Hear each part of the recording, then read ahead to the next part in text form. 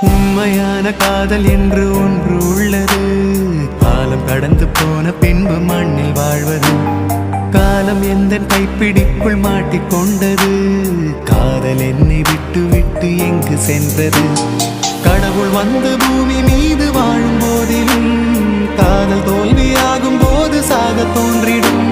காதலின்றி பூமி மீது வாழ நேர்ந்திடும்.